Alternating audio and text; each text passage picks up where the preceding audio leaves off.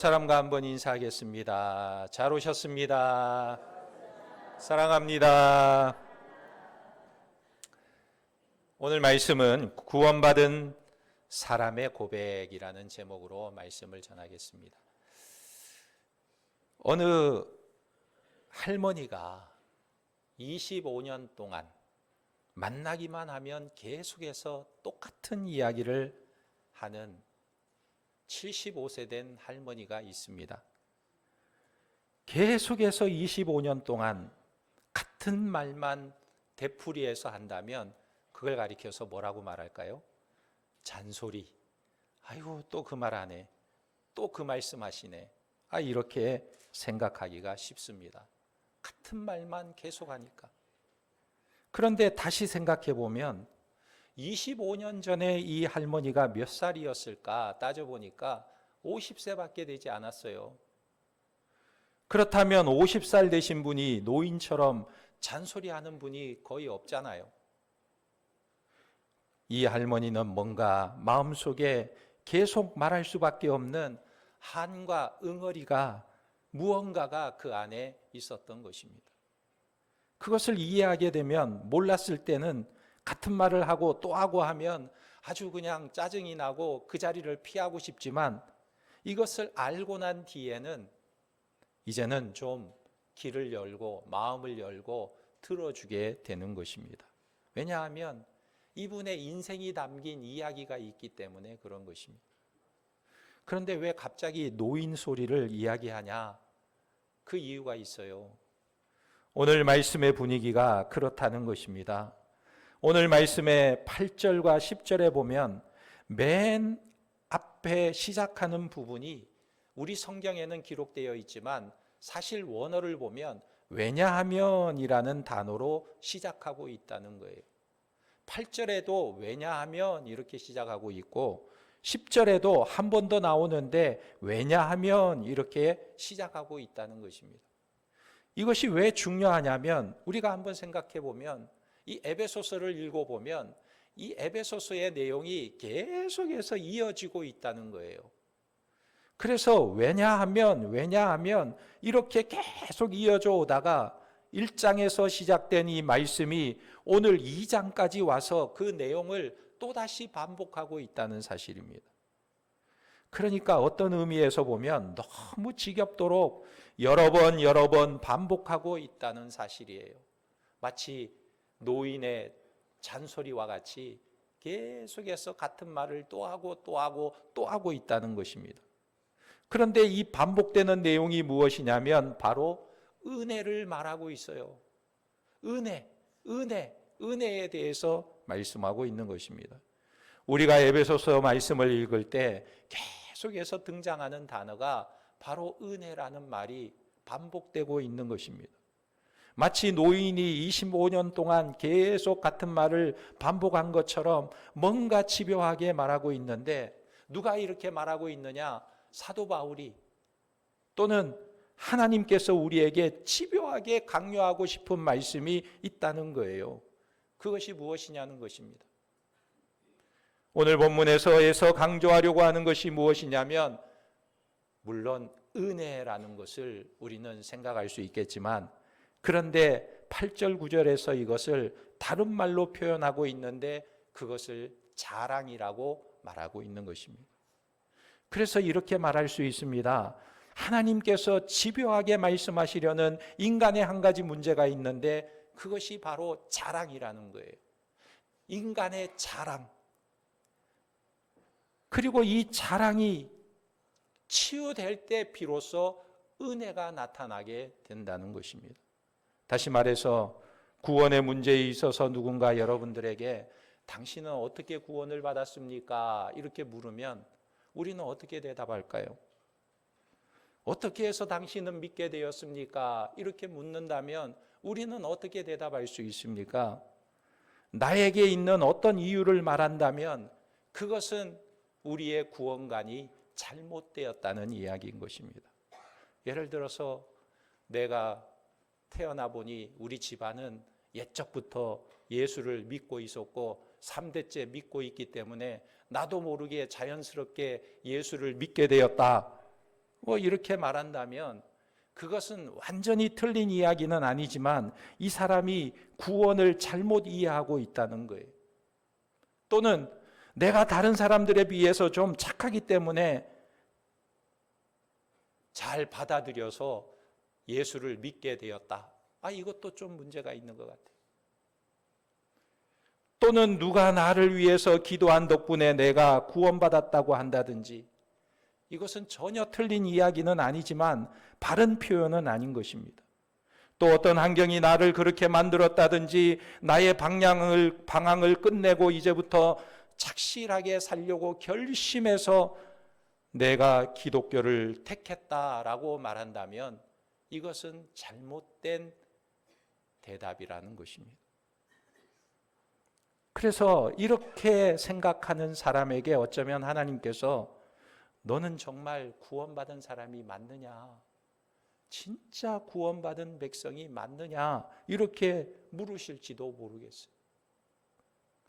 이것이 바로 오늘 말씀에서 자랑이라고 표현하고 있는 것입니다. 그런데 사람들은 자기의 행위와 신분을 자랑하고 싶어서 심지어는 자기 믿음까지도 자랑거리로 말하고 싶어하는 것이 인간의 특징인 것입니다. 8절 말씀을 보면 이렇게 말하고 있습니다. 너희는 그 은혜에 의하여 믿음으로 말미암아 구원을 받았으니 이것은 너희에게서 난 것이 아니요 하나님의 선물이라. 여기 구원을 받았으니라는 말은 현재 완료 분사입니다. 이게 현재 완료 분사라는 것은 이미 우리가 구원받았다라는 말이에요. 이미 구원받고 이미 구원을 누리고 있다라는 말입니다. 구원에는요, 과거, 현재, 미래가 있습니다. 이미 받은 구원을 칭이라 말하고 있고, 지금 이루어가고 있는 구원을 성화라고 말하며, 미래에 완성될 구원을 가리켜서 영화라고 말하는 것입니다. 그런데 에베소서 1장 2장에서 말하는 구원은 현재의 구원, 실현된 구원, 지금 여기서 이미 누리고 있는 구원을 말씀하고 있는 거예요.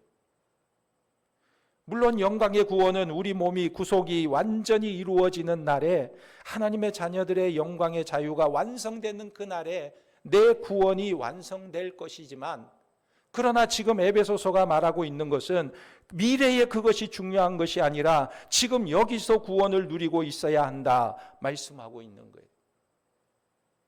그런데 여기서 우리가 누리는 구원을 은혜라고 인정하고 고백하는 것이 가장 중요하다고 말씀하고 있는 거예요.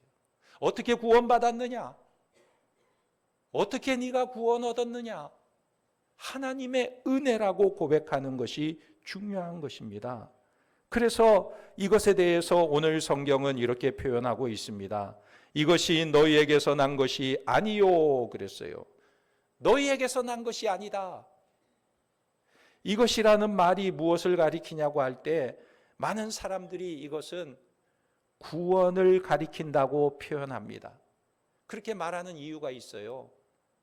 왜냐하면 구원은 전적으로 하나님의 은혜로 우리에게 주어지지만 믿음이 무엇이냐 할 때 믿음은 내게서 난 것이라고 말하려고 하는 거예요.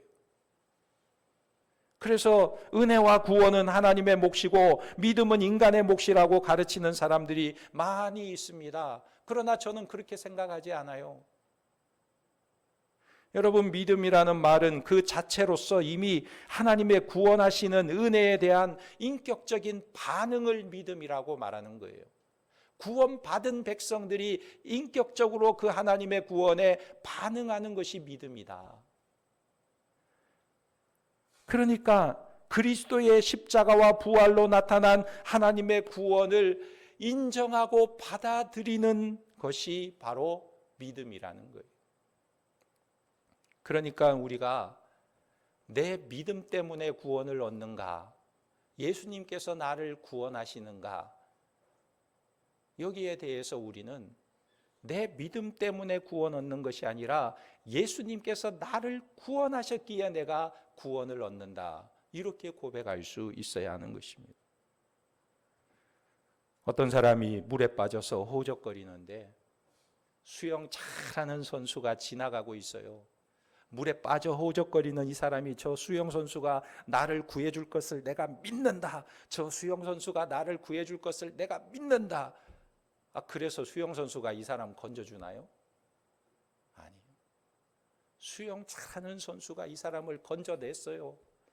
죽을 뻔했다가 정신 까무라치고 기절했다가 살아났어요. 살아나서 보니 내가 물속에 빠져서 죽지 않고 살아났는데 누가 건져줬느냐? 저 수영 선수가 건져줬다. 그 사람이 나를 건져주었네.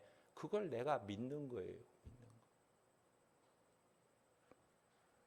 그래서 칼빈은 오늘 말씀에 대해서 이 믿음은 선물이라고 표현하고 있고, 존 스토트 목사님도 이것이라는 말, 이 말은 앞에 있는 모든 문장 전체를 말하고 있는데 무엇이냐면 은혜로 인하여 믿음으로 말미암아 구원을 얻었나니 이것이 하나님의 선물이라 이렇게 표현하고 있는 것입니다.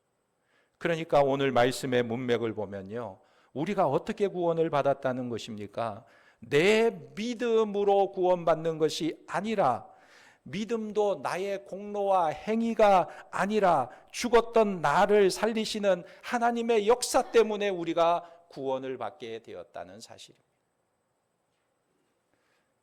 그러니까 죽은 자는요, 어떤 반응도 하지 못하는 거예요.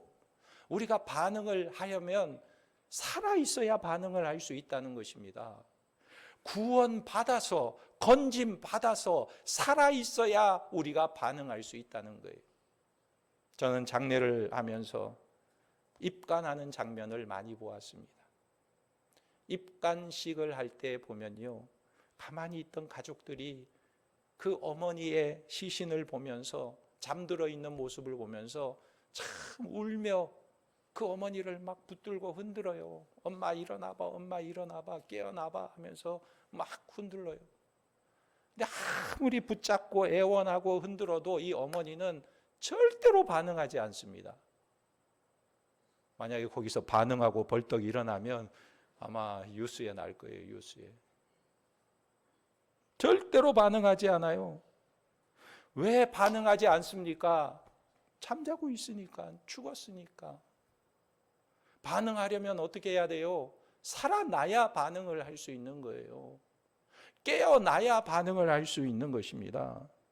그래서 오늘 바울은 우리에게 하는 말이 자랑치 못한다라고 말하고 있는데, 왜 그렇게 말하고 있냐면 우리의 구원이 우리의 행위에 의해서, 내 믿음에 의해서 이루어진 것이 아니라는 거예요.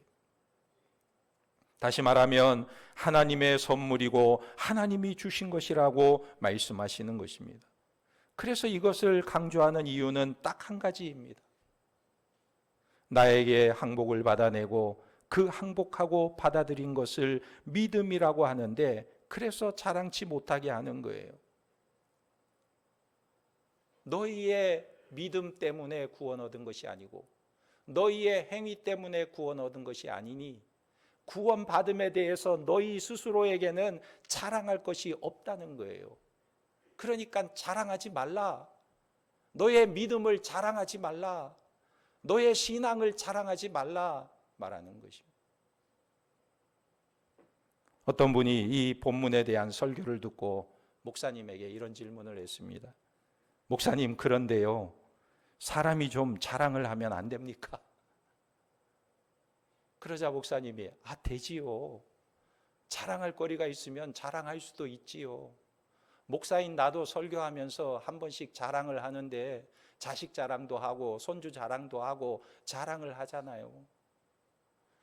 만약에 내 자식이 3년 동안 산속에 들어 앉아서 머리를 싸매고 밥도 제대로 먹는 둥 마는 둥 열심히 공부해서 사법고시에 합격했다고 해보세요. 이 아들을 자랑하는 것이 뭐가 그리 문제가 되겠습니까? 얼마나 자랑하고 싶겠어요. 남들에게는 꼴불견이 될지 몰라도 자랑할 만하잖아요. 아들의 그 잘난 것을 자랑할 수도 있잖아요. 그러나 중요한 것은 이것이 구원과 관계된 것이라면 성경은 그 자랑을 금하고 있다는 사실이에요.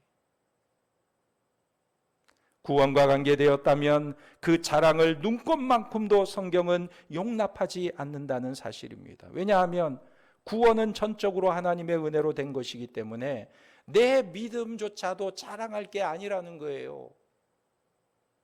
인간의 지분이 끼어들어갈 곳이 조금도 없다는 것입니다. 내가 구원받는 데 있어서 하나님이 99%, 내가 1%를 끼어들어갈 자리가 없다는 거예요. 그런데 왜 사람들은 자랑하려고 할까요? 왜 구원에 인간의 지분을 끼워 넣으려고 애를 쓰고 있느냐는 것입니다. 왜냐하면 그것이 죄인인 인간의 본성에 어울리고 세상의 법칙에 어울리고 그렇게 해야 내 마음이 편안하고 행복하기에 그것을 말하는 것입니다. 그래서 너는 자랑할 것이 없는 죄인이다. 오직 예수 그리스도만을 의지해야 한다. 이렇게 말하면요, 그걸 못 견디는 거예요. 인정하려고 하지 않습니다. 말도 안 된다. 그런 것이 어디 있느냐. 예수를 믿든 부처를 믿든 뭘 믿든 내가 선하게 살고 착하게 살고 내가 정성을 들이면 되는 것이지, 이것이 보편적인 세상 사람들의 모습이라는 거예요. 네가 한 게 있어야지. 너의 정성이 있어야지. 너의 노력이 있어야지 말하는 거예요. 그러나 우리가 예수를 믿는다는 것은, 복음 앞에 나온다는 것은 우리의 존재가 완전히 벌거벗겨지는 것부터 시작하는 거예요. 옷을 입고서 예수를 믿는 곳에 입문할 수가 없다는 것입니다. 옷을 벗고 의인은 없나니부터 시작하는 것이 바로 신앙이라는 거예요. 우리는 다 죄인이고 죽은 자라는 인정과 의인은 없나니 하나도 없다는 것에서부터 시작해서 그러면 어떻게 해야 될까 할 때 예수 그리스도께서 나에게 의의 옷을 입혀주시고 우리가 구원의 기쁨을 누리게 되는 것입니다. 이것이 우리의 고백이 되어야 한다는 거예요. 그러니까 의인이 없다는 우리의 존재에 벌거벗겨짐을 거부하는 자는 아직 기독교 신앙에 들어오지 못한 자라는 거예요. 인간적인 행위를 구하는 자라는 것입니다. 그러나 참된 성도의 자세는 이런 자랑이 아닌 것입니다. 참된 신앙의 모습은 이 부분이 해결되었다는 거예요. 그래서 오늘 말씀에 보면 자기 자랑이 없다라고 말하고 있어요. 왜 그렇습니까? 고린도전서 4장 6절에서 9절에 보면 6절에 이렇게 말합니다. 형제들아, 내가 너희를 위하여 이 일에 나와 아볼로를 들어서 본을 보였으니 이는 너희로 하여금 기록된 말씀 밖으로 넘어가지 말라 한 것을 우리에게 배워 서로 대적하여 교만한 마음을 가지게 말게 하려 함이라. 누가 너를 남달리 구별하였느냐? 내게 있는 것 중에 받지 아니한 것이 무엇이냐? 내가 받았은즉 어찌하여 받지 아니한 것 같이 자랑하느냐 그랬어요. 여러분, 이 고린도전서를 1장에서 4장까지 쭉 읽어보면 자랑이라는 말이 아주 많이 등장하고 있어요. 그러다가 이렇게 말합니다. 내가 가지고 있는 것 중에 받지 아니한 것이 무엇이냐? 생명도 내가 받은 것이 아니냐? 이렇게 말해요. 무엇입니까? 우리가 태어날 때 내가 부모를 통해서 태어났는지 하나님이 나에게 생명을 주셔서 태어났는지 우리는 알 길이 없어요. 그런데 이것은 둘째치고 우리 자신에게 이런 질문을 한번 해보세요. 이 땅에 정말 태어나고 싶어서 태어난 사람이 있으면 오른발을 한번 들어보세요. 내가 이 땅에 꼭 태어나야 되겠다, 태어나고 싶어서 태어난 분이 계시면 한번 발을 한번 들어보세요. 아무도 없죠. 발이 아무도 안 올라오네. 태어나고 싶어서 태어난 사람은 한 사람도 없습니다. 그러니까 이것은 무엇을 말하냐면 우리의 생명은 받은 거예요. 하나님께로부터. 내 생명은 받은 거다. 내 것이 아니라 받았다는 것입니다. 그러니까 이것은 무엇을 말하냐면 내게 있는 모든 것이 다 그렇다는 거예요. 받은 것이다, 하나님께로부터. 그러기에 왜 자랑하느냐?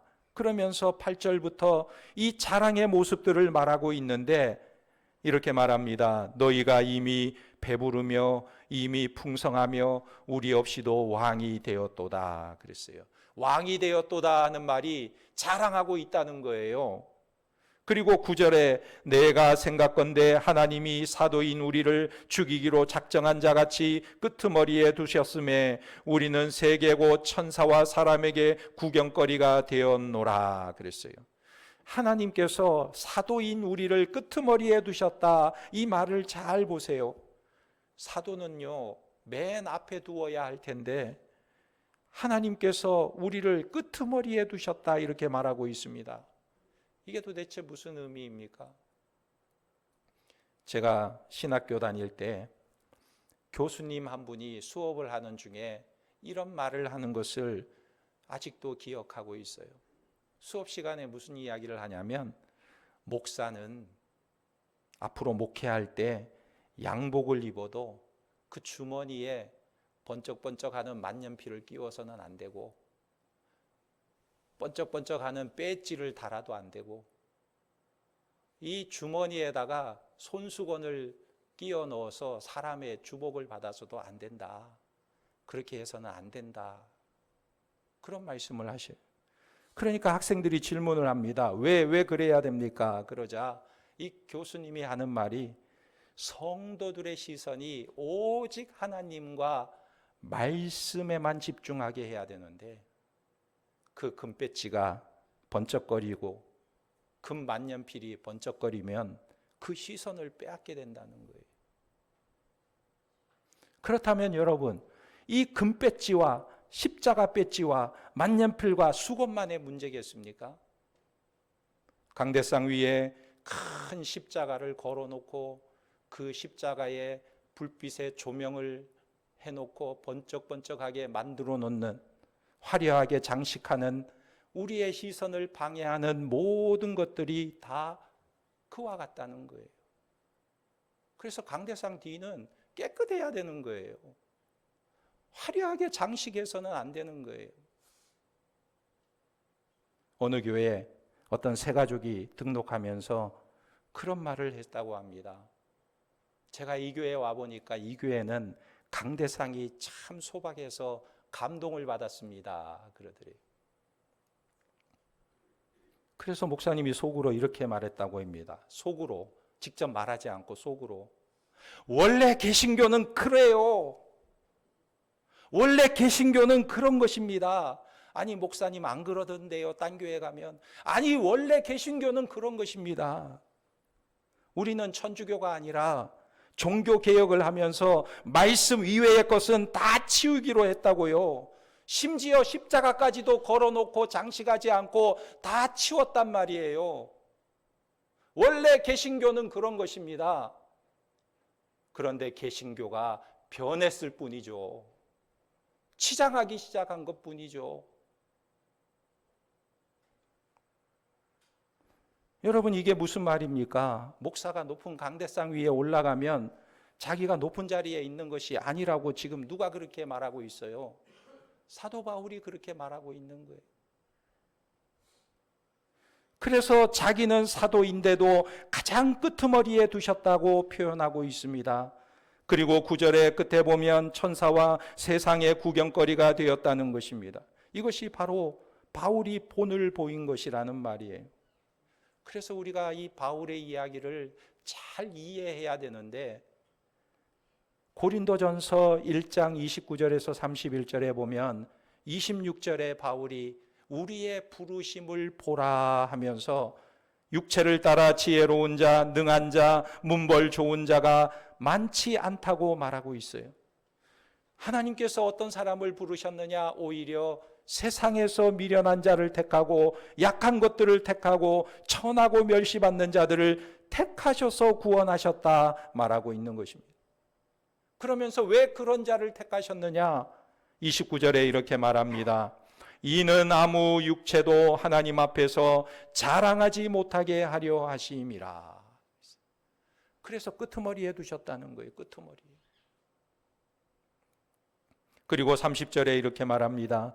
너희는 하나님으로부터 나서 그리스도 예수 안에 있고 예수는 하나님으로부터 나와서 우리에게 지혜와 의로움과 거룩함과 구원함이 되셨으니 그랬습니다.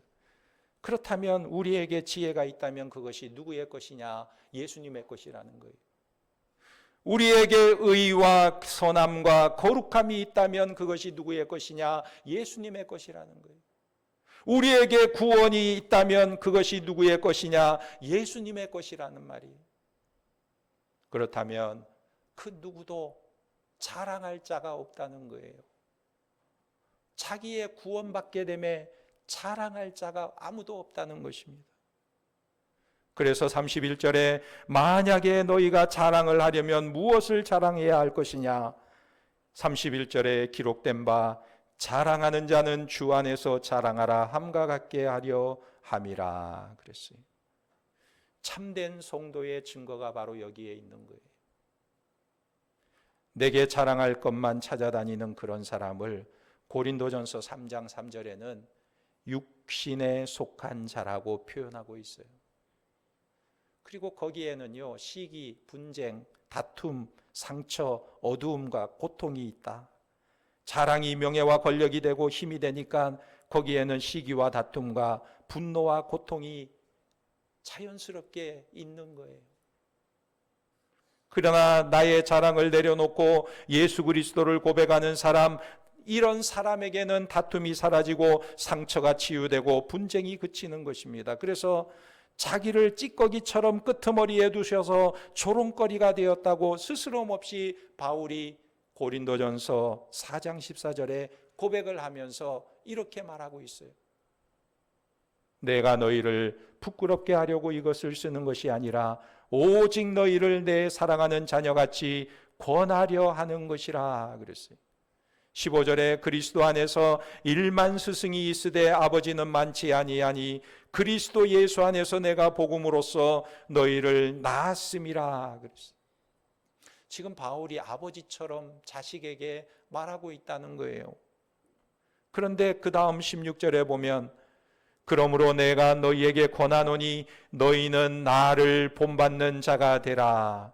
20절에도 하나님의 나라는 말에 있지 아니하고 오직 능력에 있음이라 그랬어요. 여기서 능력이 도대체 무엇입니까? 힘을 말하는 걸까요? 권력을 말하는 걸까요? 어떤 신비한 체험을 말하는 것입니까? 아니죠. 바울처럼 나는 끄트머리에 있다. 나는 연약한 자이고 나는 자랑할 것이 아무것도 없다라고 고백할 수 있는 것이 능력이라는 거예요. 할렐루야. 나의 공로를 내려놓고 예수의 은혜를 받아들이는 것이 능력이라는 것입니다. 그럼에도 불구하고 하늘의 기쁨과 영광으로 충만해지는 것이 능력이라고 바울은 말하고 있는 거예요. 예전에 미국의 대선 때에 링컨이 대통령 후보로 나왔습니다. 링컨에게서 여러 가지 흠을 찾으려고 반대편에서 노력을 했지만 도덕적으로 흠이 없으니까 이 링컨을 공격할 길이 없는 거예요. 그래서 대선 토론장에서 상대 후보가 이 링컨의 외모를 가지고, 못생긴 얼굴을 가지고 공격을 퍼붓기 시작했습니다. 저 링컨은 정말 이상하게도 생겼죠. 턱이 튀어나오고 턱 밑에 또 다른 얼굴이 있는 것처럼 주름이 가득하고 수염도 덥수룩하고 마치 고릴라같이 생기지 않았습니까? 고릴라를 보려면 저 아프리카로 갈 것이 아니라 여기 미국에서 이 대선 유세 현장에서 보면 정확하게 볼 수 있을 겁니다. 이렇게 링컨을 외모를 가지고 폄하를 했습니다. 이 이야기를 다 들은 링컨이요, 일어나서 이제 답변을 하는데 뭐라고 했냐면 이렇게 말했어요.